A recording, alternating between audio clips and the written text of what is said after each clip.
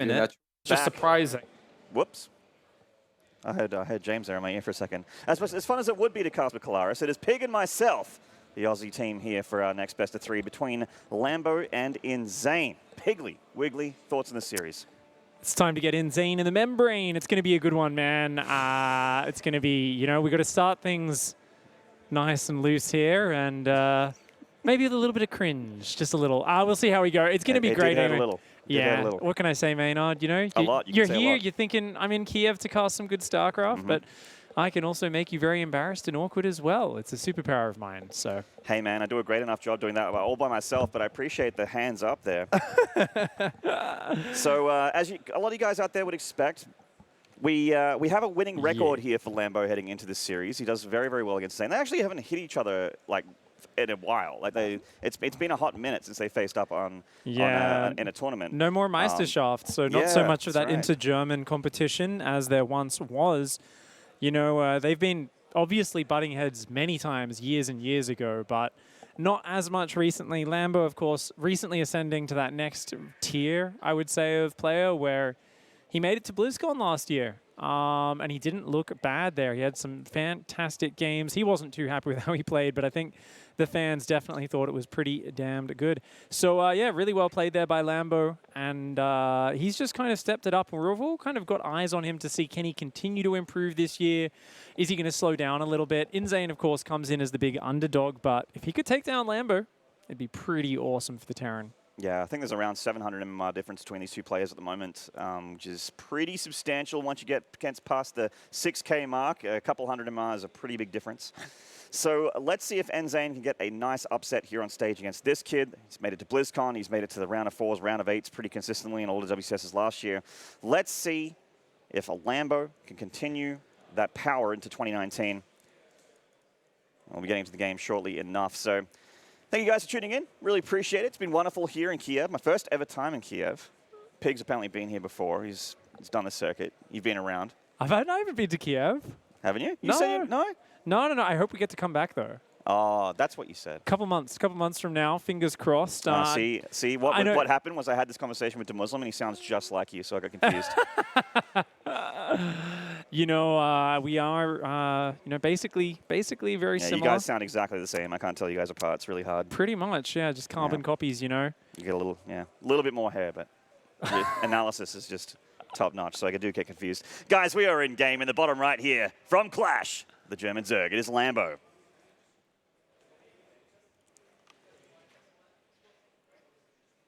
All right, and up here in the top left-hand side in the red, the Terran player. He is InZaNe. And in case the logo down at the bottom didn't give it up for you, he's playing for Wolfspack. An awesome logo. Love it. It is quite lovely. Not too many Wolfspack players here at the moment, so InZaNe is representing. Well, he's the one man Wolfpack. He's the one man. So it's not really a pack. He's kind of just he's a lone wolf, more like it. A lone wolf, indeed. Yeah. But yeah, we've got Kairos Junction first up. Keen to see how this one plays out. Lambo going to be opening up with the pool first. Very safe opening. And, of course, can sneak a few Zerglings across the map. So there's two main reasons to go for that spawning pool first. One is to defend any proxy barracks builds very easily. The other one is to take advantage of a Terran player who doesn't want to leave enough defense at home and also doesn't want to SCV scout. So you can sneak a few Zerglings around, and just when the Reaper gets to your base, as far away from being able to defend as possible, you can sneak a few Zerglings in there. But I think InZaNe, having opened up with a barracks first opening, should be completely fine because he'll be queuing up a Marine right afterwards. And oh, wow, even playing so safe, he's actually going to send an SCV scout across the map as well. So this is a doubly safe opening. Perhaps a little bit of metagame going between these two on the ladder because normally you'd expect InZaNe to say, hey, Lambo's, you know, real macro-oriented player. Let's be a bit greedy. In this case, not at all. He's going to see the Zerglings, see how late that command center is. I actually think he only saw the 2 of them there. Yeah. I'm not sure if he saw the other 6. Oh, you know, this could be a cool mind game if you throw those 2 lings away then as Lambo, so that entices the Reaper to just kind of go across the map. But as it is, looks like those 4 lings just going to be able to hide, not going to be able to get any damage done. So definitely the SCV scout paying off here for InZaNe. Going to be able to keep that command center up.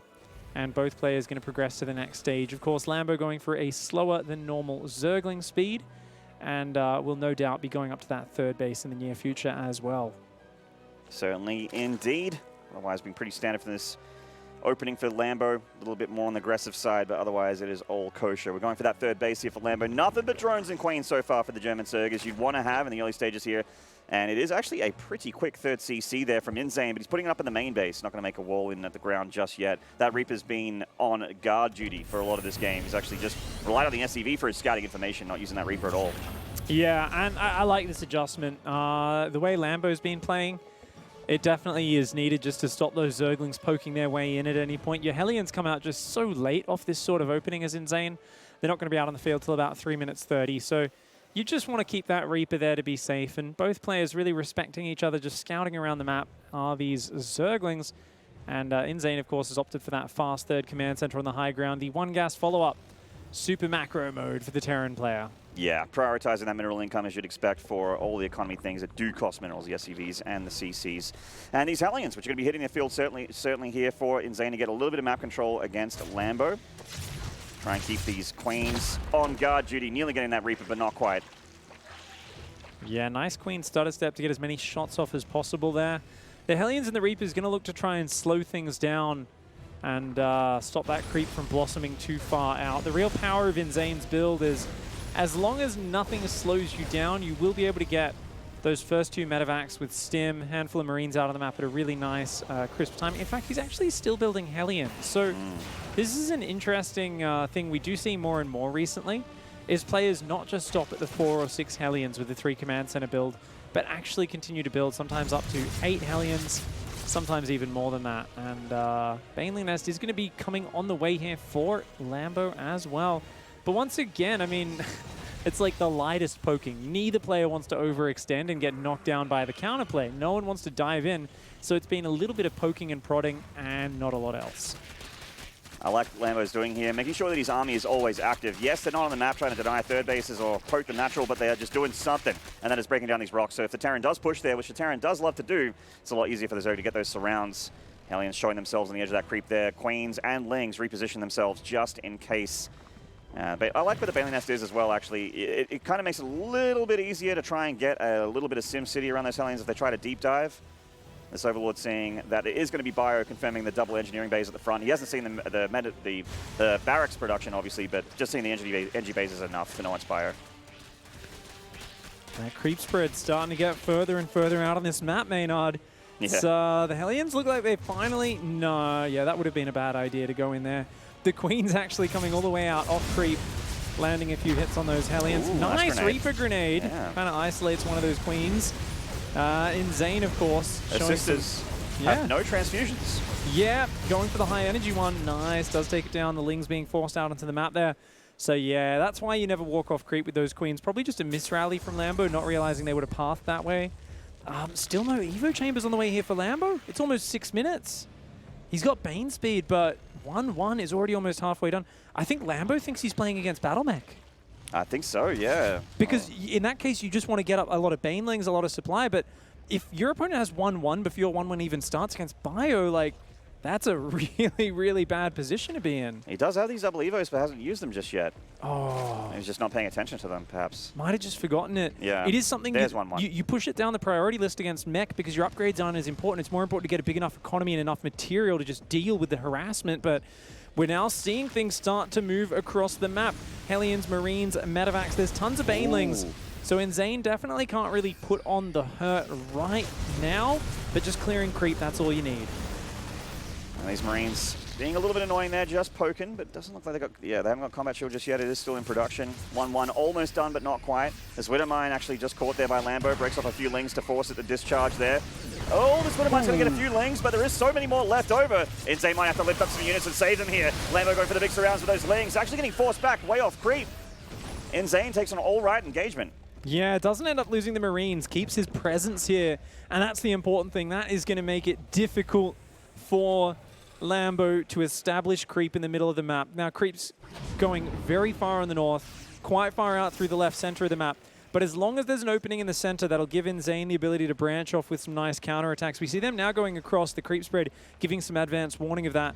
Lings countering on the left-hand side, looking for a little backstab. And the rally does get surrounded there. InZaNe caught out a little bit. The Widowmines having to burrow. A lot of units going down at the third base. Oh! Yeah, the nice Widowmine there, at least the second one was. InZaNe's on this hatchery here trying to take it down. Lambo does have some units ready. Hydra even coming in with some Ling Bane, and he does force that medevac out there. It's going to pick up into the main base, but of course Lambo's on top of this. Shouldn't be taking too much damage there. That's really important that he saved those Marines, though. Even just that few extra seconds, this buys InZaNe a lot of attention. It pulls Lambo back, forces some of his attention away. InZaNe needs that because he's got to establish himself in this next stage. His 2-2 advantage continuing to work its way along. But Lambo's got a fast hive on the way. He's got his Hydra upgrades all starting to come in now. Hydra's, of course, very good against Widowmines. All those Widowmines stacked on top of each other here. Ready for Lambo to overextend, but Lambo's a pretty good Zerg. Would be a surprise. Yeah, if you get 3 Banelings detonated on top of that. This actually might kill InZaNe. Oh, he loads up and actually decides to pull out there. Yeah, that was a good pickup on those Widowmines out of the ground. Is just going to fly it back to safety for now. He has a fast 4th command center up, so InZaNe looking like he might want to be going to the epic late game stage. Baneling's going to roll into the depots, and they will supply block InZaNe, but that's a very expensive way to take down a few depots. Banelings are not cheap units. Certainly aren't. InZaNe's actually impressing me here, keeping a lot of presence on this side of the map, just forcing Lambo's multitasking to also always be engaged here. The upgrade discrepancy could be quite huge when 2-2 finishes. Lambo's switching upgrades here. And he's just creating threat on multiple sides. He's got 2 drops on the south in different locations. He's got the Widowmines and Marines on the north that have managed to deny any potential 5th base up there. And he's just being nice and annoying and hopefully going to be stretching Lambo out and slowing him down. Now, on the plus side, Lambo has avoided taking any of those catastrophic Widowmine hits. And that's the big problem. If the Terran stretches you out, there's a good chance you're going to roll a lot of Ling Bane into those Widowmines and lose a ton of units all at once. Lambo's avoided that so far, but interestingly, he's expanding to the north side. So Lambo's going to try and stretch out down both sides of this map, and that opens up a lot of counterattack potential for InZaNe's drops. There's going to be a lot of stretch between the very far northern base and the southern base for Lambo. InZaNe moving out on the edge of the creep here. Lambo looks to engage those Banelings, looking for that juicy Marine cluster. InZaNe still has quite a few Widowmines and even starting to throw in tanks here as he knows that the Hydra count's starting to get a little bit higher, and you definitely want to have tanks against that. He's actually got 2 factory tank production at the moment, which is pretty sick. It's very late to be starting that, though. So, you know, we're at the Viper stage of the game. They're not out yet. There is an Ultra Cavern done. Vipers could be coming out soon. InZaNe caught a little bit unawares. A good Widowmine shot on the left-hand side, but some good Baneling hits on the right as well. Both players trading tit for tat there. And a lot of bio is out. 3 more barracks going down for InZaNe. Right by the 4th base as well, like right in the Zerg's face. Speaking of which, that creep spread is looking pretty nice for Lambo. Oh, InZaNe standing a little bit there on creep. Pulls back with his Marines as best as he can. Oh man, that Widowmine actually killed so many Marines there. Oh my lord. I was watching the Banelings and I said, oh wow, he's actually wriggled away from the Banelings. I looked over and saw about 30 Marine corpses on the ground. I was like, how? Terran splash damage hates Terran units as much as it hates Zerg. Oh man. Speaking of splash damage, that parasitic bomb forcing those medevacs to pull back here. The Hydras of Lambo on that front line, really cutting through these Marine numbers. This creep is just so far out, Maynard. InZaNe, he's desperately just trying to push the creep away from the edge of his base, and he can't even do that.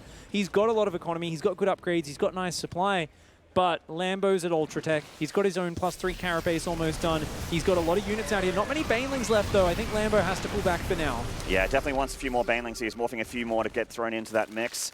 Wants InZaNe to overextend on creep and really hit that bio hard with tons of splash damage. These tanks of InZaNe, they actually have +1 attack heading towards +2, and they're good enough in numbers. He has been going double factory siege tank production. So he actually could engage Ultras here until, I guess, you know, Chitinous and +3 armor's done, which isn't too far away from Lambo. Oh, Banelings flanking from all sides. A big surround coming in. Ultras, Hydras, parasitic bombs dropping on top of those medevacs. A lot of Zerglings and Ultras. So many Zerg units. The Lings are surrounding the tanks. InZaNe can't buffer for them anymore. So many numbers here from Lambo. He's just overwhelming InZaNe's position. And because he put a lot of production here as well, Lambo's going to start cutting into that. And it doesn't look like he's slowing down those Hydras and Ultras, looking for more damage here. Oh, the tanks on the high ground going to be overrun. And that puts InZaNe in a very tough position. Those Hydras finding their way into the soft underbelly of the Terran. And I think backing up's not a bad idea here for Lambo. He's taking good trades. He has lost a lot of creep spread, though. So, you know, Lambo's up at 81 workers. He's got Ultras. He's got that anabolic synthesis, a.k.a. Ultralisk movement speed upgrade on the way. I can't believe I even remembered its name. Yeah, I always make a point to remember upgrade names, but sometimes I do wish they were just called Ultra Speed and Ultra Armor and Marauder Slow. Faster Ultra Legs, that's it. It's all you Lord nerds out there want your fancy upgrade names. I won't have it, I say. The Marines are trying so hard to be useful here, but they really aren't. No one knows what a pneumatized carapace is anyway. Yeah, I mean, what does that even mean? Come on. Oh, man. All right, well, we've got some SCV being thrown away here for InZaNe. I'm not super sure why. He's not maxed out. Ooh, good split there by Lambo. Minimizes the damage from those Widow Mines. Remember, Drilling Claws I don't think was ever done in this game, so those Widow Mines, of course, are revealed even when there's no Overseers around. 3-3 finishing up here for the Terran. InZaNe having some very good production in macro, but really seems to be wanting to win with just Marine, Marauder, Tank, Liberator. So not going up to the Ghosts, not going for the nukes or anything like that. And he just wants to use this sort of late mid-game composition as well as he can. So far, whoa, that was a... That Marauder was a traitor. You thought it was a changeling, I guess. A changeling Marauder, damn, that'd be interesting. Didn't know when they patched that in. The Ultras are coming on in here from the north, and the Vipers are full of juice, and they're ready to engage with their Blinding Clouds and the Abducts if needed. At the moment, just Blinding Clouds with the Vipers. Those banding connections are sick. The tank's taken out of the equation, getting blinded here, and the Zerg is just pushing InZaNe all the way back. Oh, nice hot pickup there. He's going to save some units and try to establish a holding point around the planetary. But the third base is not a planetary fortress. It's going to be forced to lift. The Ultras, the Lings, the Banes, the Hydras running rampant throughout this. And Lambo's usage of these well-upgraded Ling, Bane, Hydra, Ultra army, the usage of the Vipers there with the Blinding Clouds was fantastic. His surrounds are being great. His creep spread was great. Lambo crushes through. Yeah, I mean, it looked like InZaNe was really keeping up with him, going punch for punch in the early stages of the game. But once the mid-game hit and Lambo, even with his delayed upgrades, he just knew what to do, man. He was just making the correct decision after the correct decision, always trading for more and more damage, and InZaNe just started to look just a little bit too weak in the later stages of the game. He just couldn't keep up. Yeah, those surrounds were so good with Lambo. Pre-spreading those units, the Lings, the Banes, the Ultras, the Hydras coming in from so many sides. Very well done there by him. And, you know, it's kind of tough to look at that as InZaNe and go, where exactly did things fall apart? Obviously, there was a point there where I feel like Lambo just kind of, it's a smaller map, Kairos Junction. I feel like he forced the issue with the creep in the middle. I don't think the creep was meant to get that far out. You know, InZaNe was being quite aggressive, and I feel at one point he pulled back from a multi-pronged push and went, whoa, when did this creep get to my fourth base? And he pushed out to deal with it, and Lambo jumped on him. And he pulled back, and then he pushed back out again, and Lambo jumped on him. And Lambo would constantly disengage, so he would never chase into the planetary and overextend.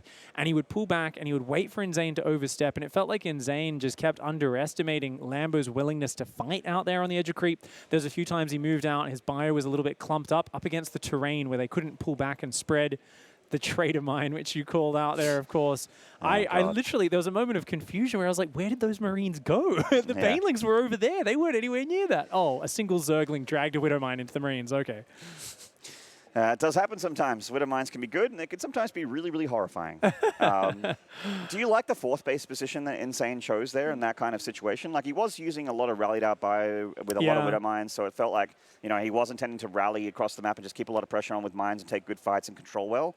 Didn't end up to be the case, and like you mentioned, you know, Lambo had a lot of creep spread in the middle there. The fourth base seems like a good place to fight, but Lambo just kind of, because of where the ramp is into your natural, Lambo could kind of just avoid it and go around it and take the high ground away still. I mean, I like the fourth base location because InZaNe clearly wanted to be aggressive there, but we'll come back to that in just a moment. We are hopping into King's Cove. Down here in the bottom right-hand side of the map, in the blue, representing Clash, it's Lambo. So join German Zerg and the lone wolf here from the wolf pack.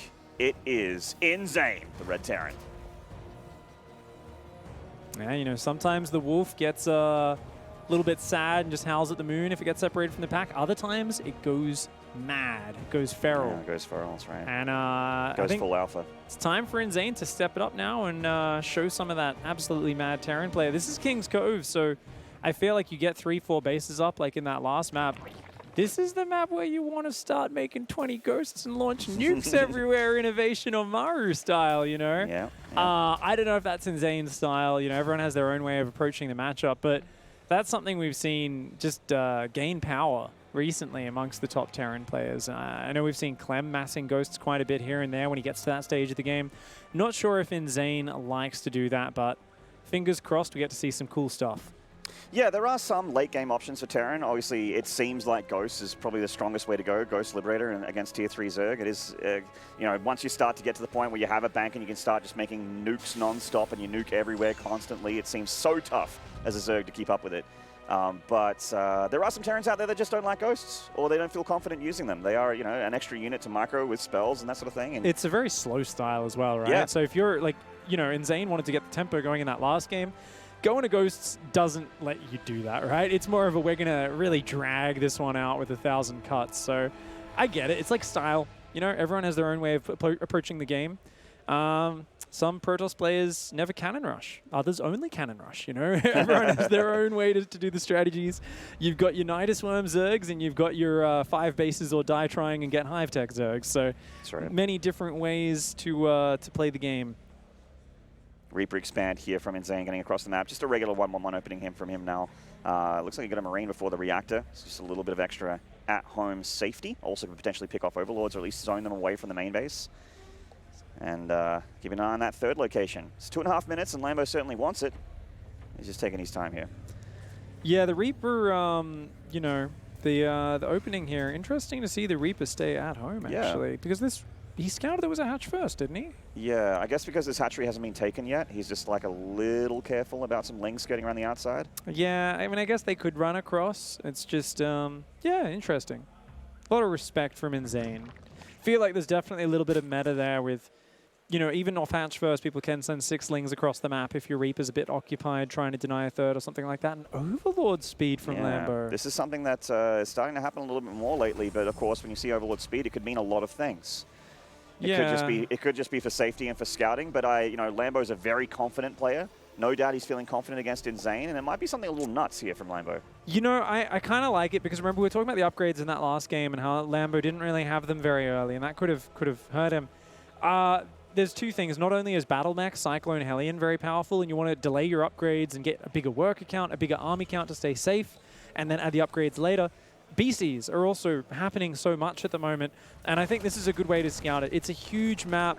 There's a big main base for you to scout and for Terran to hide things. Getting the Overlord speed just ensures you know exactly, it assures, I guess it ensures as well, but it definitely... Ensures, assures, reassures. It reassures the Zerg player, and Lambo, I think, is expecting InZaNe to pull out some of those weirder strategies. So Overlord goes in, sees it looks like a pretty normal opening so far, no doubt wants to go back in about 30 seconds to a minute and see if there's any armory for Hellbats or Fusion Core for ranged Liberators or Battle Cruisers, both very powerful units on this map.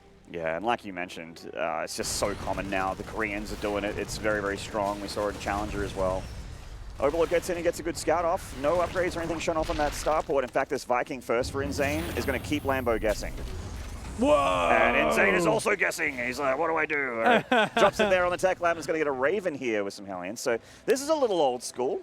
Raven Battle Mech's actually really cool as well. You know, at the moment, a lot of people are thinking BC is the way to go into Battle Mech. But the Raven gives you that ability to constantly clear creep. And until there's things like Hydras out, you can often pull back the Cyclones and the Hellions, but you can actually leave the Raven there to spot the units, right? Because there's not a lot of anti-air out. So in the early kind of Hellion clearing stages, saves you a lot of scans, can be really nice. And indeed, double armory does go down here for InZaNe. Cool, cool, cool. Some mech coming up here for the Terran. Pretty fast double armory. I don't know. Has he got his 3 factories yet? Oh, I don't think so. So that's very early double armory. You know, I was watching the group selections the other day. I was listening to Dark's interview. He said, Mech Terran is so Ember. I'm not whining. I'm not pretending. Good on you, Dark. It's unbeatable. I like how Not Dark... whining, just saying it's unbeatable. Okay, Dark. I mean, he's one of the best Zergs in the world. He does seem to always have a new thing to complain about every time he's being interviewed. But... So does Innovation, to be fair. It's like, used to complain about TvZ with his 80% win rate. Oh, yeah. Gets that Overlord there. The Viking might pay with its life. No, it just escapes. All right, nice little pick off there for InZaNe. Oh, I might get a second one. Oh, it's got Overlord speed, so it should be fine. Yeah, it's a little bit close to the edge, so the Viking could get... Queens will take that out. No transfusion, though.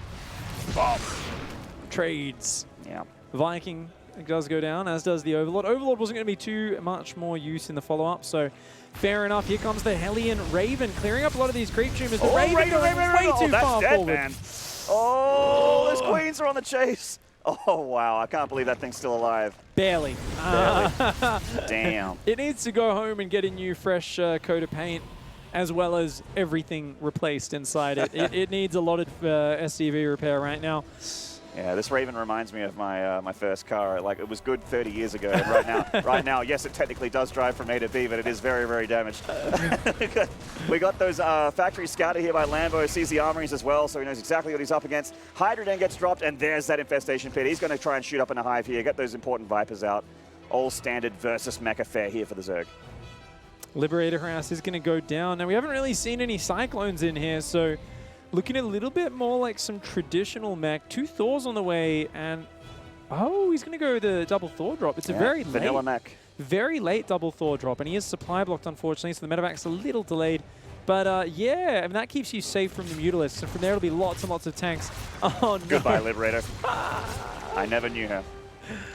You know, that's loyalty to following your orders. Good discipline there. It's like, well, I was told to siege up right here. I can see a Spore Crawler and a Queen, but I will follow my orders.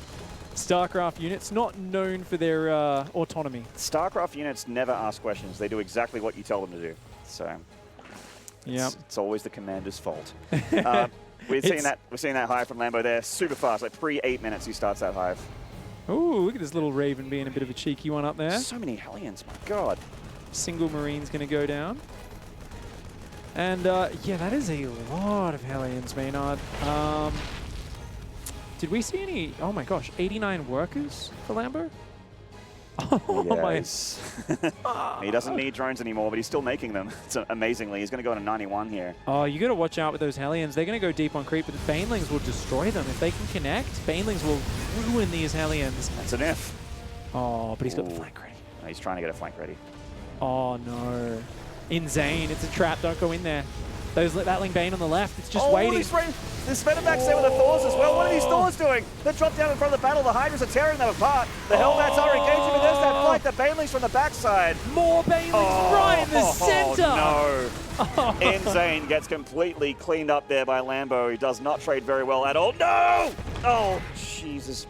All right, well, InZaNe's entire army gets erased. He's down to 22 army supply. Lambo is just looking to go across the map and end this one. He's got so much, he knows it. Massive advantage here for the German Zerg. His hive's finished. He's already got 3 Vipers on the way, Maynard. Lambo is out of control in this game. I mean, this is just what happens. When you let Lambo do what he wants to do, you only put on light pressure. Lambo runs away with the game here. 90 drones, an amazing Hydraling Bane flank on that army, taking out that huge Hellbat Thor push. And Lambo, a great way to start the day here. Fantastic 2-0 victory. Yeah, nice big win there on stage. Of course, InZaNe was the underdog here. We are in group stage 2 where there are a few, you can see the players in these groups and go, all right, there's a clear 2 favorites in this group and a clear two players that look like they might have a bit of a rough time. This is unfortunately one of those matches there where InZaNe kind of got thrown in for a loop against a very horrifying Zerg player. Any more thoughts on the series there, Pete, before we go to Smix on stage? A good way to start it for Lambo, of course. You know, just a beautiful series, and I can't wait to hear his thoughts himself. Yeah, all right. Well, I can see behind us that Smix is ready. She's staring right at us. She's burning a hole in the back of my mind. So let's go to stage, hopefully, with Smix with an interview with Lambo. Congratulations, Lambo. It was a very solid victory from yourself. And so far at this event, you're looking really, really solid. So coming into this event, what was your confidence looking like? Pretty good. I think I practiced a lot lately. Like I stopped going out on anything because after I lost against Seoul in the Challenger, I felt really bad. So I started practicing like 10 hours a day, and I'm feeling a lot better now. Talk to me about that, because actually the winner's match, it's going to be going up against Seoul. So what are the learnings that you took away from, losing to him twice in Challenger? I really, I just played a lot worse than I usually am, and I got angry at myself after I lost the first game. Like I actually get angry quite a lot if I lose against Seoul, because usually in practice games I do very well against him. Like out of 5 games, maybe on average I win 4. So like once I start losing to him in tournaments, I'm like, why am I playing this bad? And then my mind is not in the game anymore. And that's the kind of stuff that I worked on as well. So just constantly reminding myself, okay, let's focus on the game. And yeah, that should help. And speaking of that, that's actually something that a lot of people have pointed out, and that you're a phenomenal player, but also you get emotional sometimes where if you lose to someone that you felt you shouldn't have lost to, it does affect you mentally. So I know you had just said that you were working on that. How specifically are you working on it? Well, what I do right now is that in-game, I just tell myself what the next step is, and I force myself. Every time I get these thoughts, because I get them all the time, it's like, why are you playing so bad? Like, once I don't cancel a creep tumor, for example, my mind starts going, oh my god, like, usually I would never do this mistake. So I notice the mistakes myself during the game, even though it also probably takes some attention away from the game, but I get my mind back into it, which is what I didn't do before. Well, this time you do have a chance to redeem yourself in the winners match, so we'll see how that goes for you. Congratulations once again on this specific victory. Back to you guys.